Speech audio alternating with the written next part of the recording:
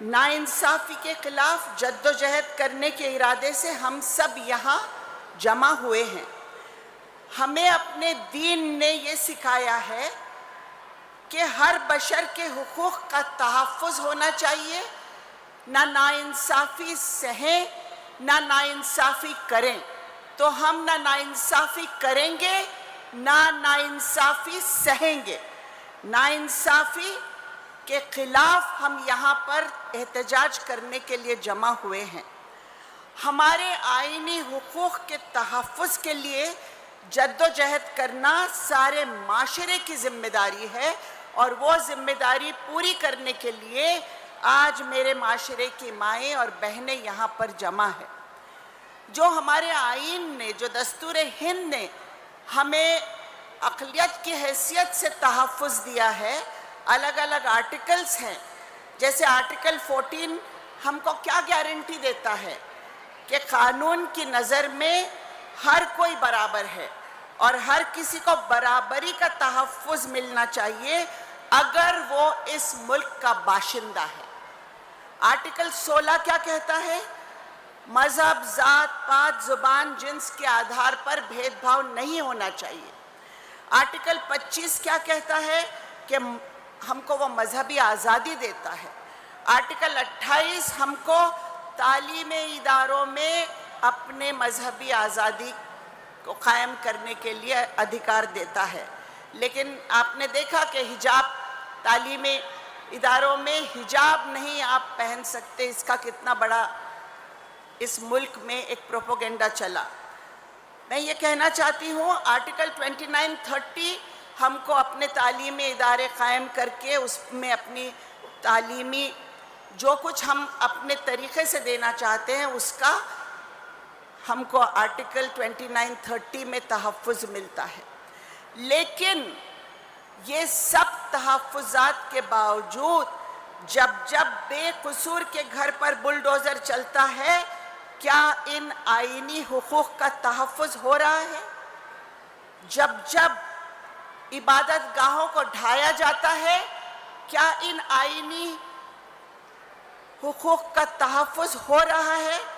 जब जब एक स्टेट का चीफ मिनिस्टर हो या कोई बड़े ओहदेदारान हो, बड़े मिनिस्टर्स हो, जब नफ़रत भरे जुमले इस मुल्क में पेरते हैं, नफ़रत पेरते हैं, तो क्या हमारे इस आईनी हुकूक़ का तहफ़्फ़ुज़ होता है?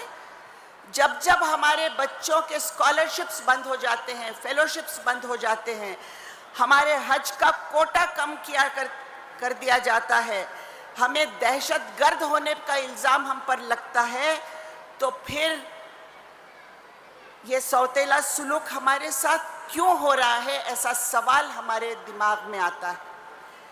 क्या हम ये सब माहौल में अपने आप को बराबरी का महसूस करते हैं? तो क्या हमारे आईनी हुकूक़ हमको मिल रहे हैं? जब हमारे हिजाब पर, हमारी नमाज पर सवाल खड़े किए जाते हैं और अब वक्फ एक्ट में तरमीम करके हमारे दीनी इख्तियारात छीनने की कोशिश की जा रही है, हमारे शरई इख्तियारात छीनने की कोशिश की जा रही है, इसके लिए आज हम यहाँ जमा हैं। कल सुप्रीम कोर्ट में सरकार की तरफ से जो कहा गया वो ये कहा गया कि वक्फ कोई बुनियादी रिलीजियस प्रैक्टिस नहीं है, इससे बढ़ के भद्दा मजाक कोई नहीं हो सकता। वो वक्फ जो ज़मीन हमारे आबो अजदाद ने इस मुल्क में दीनी कारोबार के लिए दिए हैं, दीनी तहफ़्फ़ुज़ के लिए डोनेट किए हैं, अल्लाह के नाम पे कर दिए हैं, वो दीनी फंडामेंटल प्रैक्टिस नहीं है। ये कैसा मजाक है? मैं ये पूछती हूँ कि क्या हमारे आबो अजदाद ने मस्जिदों के लिए वक्फ नहीं की ज़मीन? हम जब मर जाएंगे तो जिन क़ब्रिस्तानों में हम दफन होंगे, क्या वक्फ की ज़मीनें उसके लिए नहीं है? तो फिर चैरिटी को भी हमारे दीन में एक फंडामेंटल, हमारा दीन का उसूल चैरिटी है जो हमारे शरीयत के साथ जुड़ा हुआ है। सुप्रीम कोर्ट में भी जो बातें ये कर रहे हैं وہ عجیب و غریب ہے۔ یہ وقف زمین، یہ جو وقف قانون، یہ اس میں ترمیمات لائے ہیں انہوں نے، اگر یہ ایکٹ تو انہوں نے پاس کر لیا ہے پارلیمنٹ میں، لیکن اگر یہ واپس نہیں ہوتا ہے تو اس کا بہت ہی خطرناک اثر ہمارے معاشرے پہ پڑے گا۔ اور اسی لیے ہم سب یہاں، ہم سب جو بھی ہمارے اختلافات ہیں اس کو بھول کر ہم سب یہاں ایک جگہ آئے ہیں کہ ہم ایک ہے، ہماری شریعت ایک ہے، ہمارا دین ایک ہے، ہمارا اللہ ایک ہے، ہمارا رسول ایک ہے، اور اس لیے ہم یہاں ایک ہو کر احتجاج کریں گے۔ بہنوں، میں آپ سے ایک سوال پوچھنا چاہتی ہوں، اور یہ بات ہم کو آج سوچنا پڑے گا، کیونکہ جیسا میں نے کہا کہ قوم کا مستقبل، معاشرے کا مستقبل ہمارے گودوں میں تیار ہوتا ہے۔ میرا سوال یہ ہے کہ کسی بھی معاشرے پر ظلم کب بڑھتا ہے؟ کسی بھی معاشرے پر ناانصافیاں کب بڑھنے لگتی ہیں؟ اس پر ہم غور کریں، ماؤں کی، بہنوں کی حیثیت سے اس پر غور کریں کہ معاشرے پر ظلم کب زیادہ بڑھ جاتا ہے؟ جب معاشرہ کمزور ہو جاتا ہے۔ اور یہ ذمہ داری ہماری ہے کہ ہم اپنے معاشرے کو کمزور نہ ہونے دیں، سماجی اعتبار سے، معاشی اعتبار سے، تعلیمی اعتبار سے، تہذیبی اعتبار سے، دینی اعتبار سے، کردار کے اعتبار سے اگر معاشرہ کمزور ہو جاتا ہے تو اس کی کمر ٹوٹ جاتی ہے۔ کیا حال ہے ہمارے ایجوکیشنل انسٹیٹیوشنز کا؟ آرٹیکل 2930 نے ہم کو اختیارات دی ہے، لیکن کیا ہمارے بچے آفیسر بن رہے ہیں، بیوروکریسی میں آ رہے ہیں؟ کیوں نہیں آ رہے؟ کیوں درجہ نہیں دے پا رہے ہیں؟ یہ سوال پوچھنے کی ضرورت ہے، اور یہ سوال میں ماؤں سے پوچھوں گی جن کی ذمہ داری ہے تربیت کرنا اپنی اولاد کی۔ آج وقف بورڈز میں جو کرپشن ہے، انکروچمنٹ ہے، غیر قانونی قبضے ہے، اس پر ہم بات نہیں کریں گے؟ کون ذمہ دار ہے اس بدحالی کا؟ ہم کو آئینے میں بھی دیکھنا ہوگا، ہم کو اپنی بدصورتی کو بھی دیکھنا ہوگا، اور اس کو بھی درست کرنا ہوگا، کیونکہ اگر ہم وہ نہیں سوچیں گے تو ہم لڑائی طاقت سے نہیں لڑ پائیں گے۔ شکریہ۔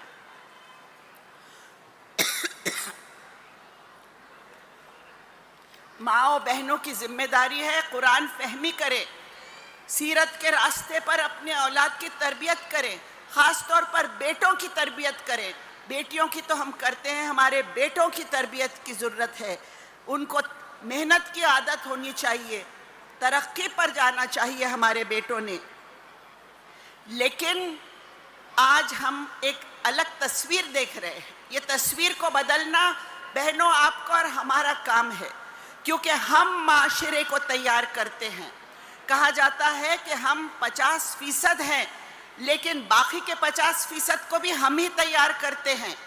بہت بڑی ذمہ داری ہے، اور اس لیے ہم نے اس پر محنت کرنی ہوگی، اپنے معاشرے کو طاقتور بنانا ہوگا تاکہ ہم کبھی کوئی ناانصافی کا سامنا نہ کریں۔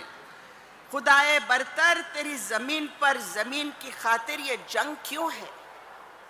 خدائے برتر تیری زمین پر زمین کی خاطر یہ جنگ کیوں ہے؟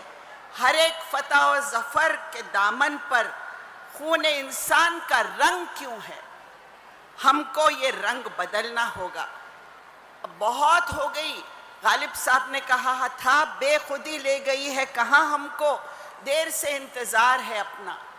ہم کو اپنے آپ کی شناخت کو ڈھونڈنا ہوگا، ہم کو ماؤں بہنوں کو اس معاشرے کو طاقتور بنانا ہوگا، امن کے ساتھ، شانتی کے ساتھ، صبر کے ساتھ کرداروں کو ابھارنا ہوگا، کرداروں کو بلند کرنا ہوگا۔ جاتے جاتے ایک ہی بات کہوں گی، وقف ترمیمی بل کے خلاف جد و جہد میں آپ شامل ہیں، آپ کا سواگت۔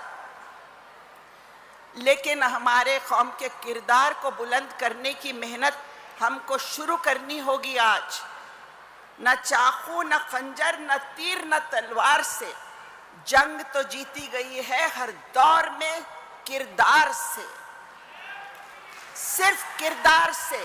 اور ہمارے معاشرے کا کردار بلند کرنے کی ذمہ داری ہم ماؤں بہنوں کی ہے. ہمیں اس ذمہ داری کو اچھی طرح نبھانا ہوگا. شکریہ بہنوں، شکریہ.